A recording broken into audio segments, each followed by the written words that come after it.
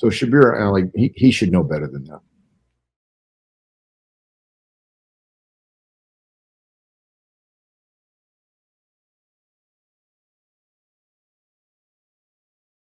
He didn't call God, Jesus God in John chapter 1, verse 1.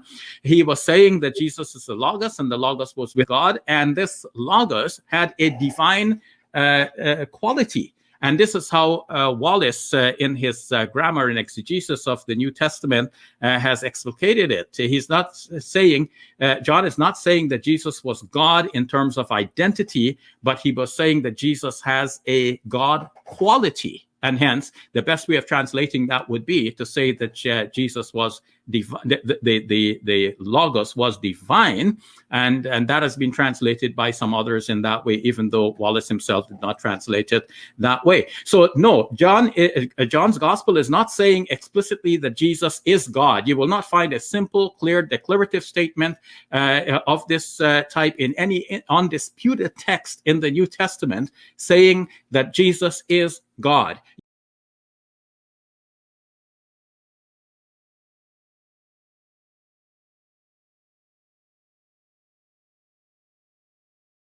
It says, in the beginning was the Word, and arche ein halagos, kai halagos ein prostantheon, kai theos, and God, kai theos ein halagos, and God was the Word. The Word was God in English syntax.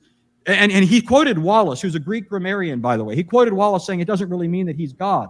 It's just saying that he has a divine quality. He's kind of godlike in the sense that he's very exalted. Here's what Daniel Wallace says in his Greek Grammar Beyond the Basics, page 269. John 1:1 stresses that although the person of Christ is not the person of the Father, their essence is identical. The construction the evangelist chose to express this idea was the most concise way he could have stated that the Word was God and yet was not the person of the Father. That's Dan Wallace. That's what Greek grammarians say. The word is a preverbal predicate nominative. In fact, it's moved to the emphatic position. It's stating that Jesus is God in the most emphatic way you could possibly ask him to do so.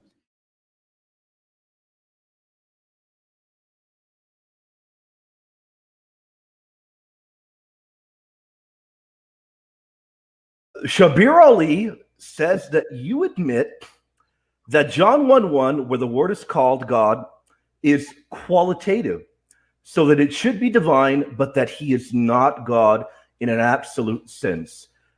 Dr. Wallace, is this properly representing you? You know, I'm shocked that Shabir Ally would say that, because doesn't he have a bachelor's degree in biblical studies? Yep.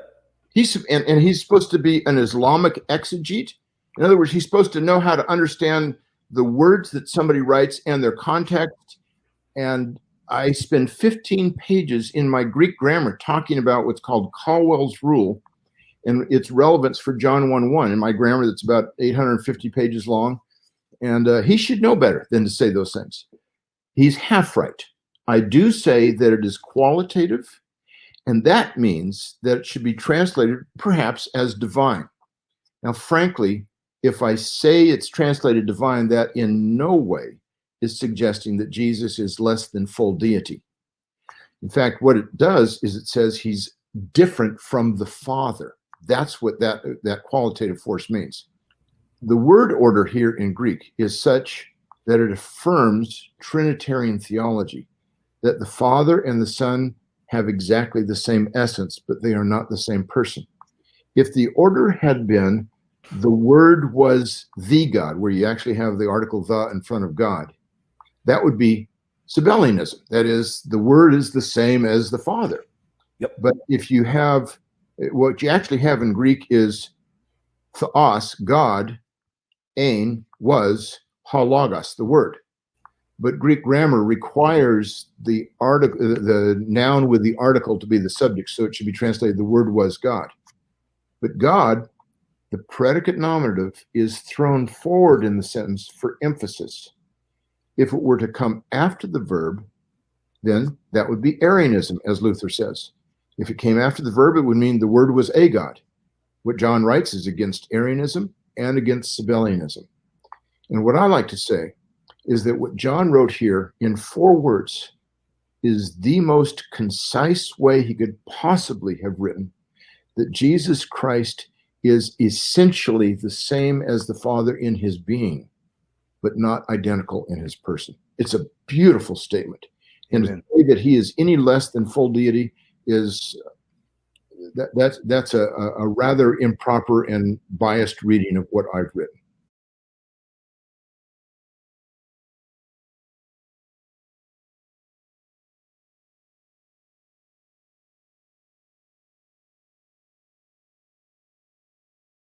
In the beginning was the Word, and the Word was with God, and the Word was divine, which would be the best way of translating it. But Daniel Wallace, an expert on translation, says we won't use it that way, though Moffat gave it that rendering, because nowadays people think of divine as meaning many things. Many things can be divine. Angels can be divine, and so on. And of course, we might add that somebody may eat a chocolate cake and say that this is divine. So because of the ambiguity of the term, he shies away from it, but he emphasizes that the statement there is a qualitative statement. Jesus has this kind of divine quality, not that he is God.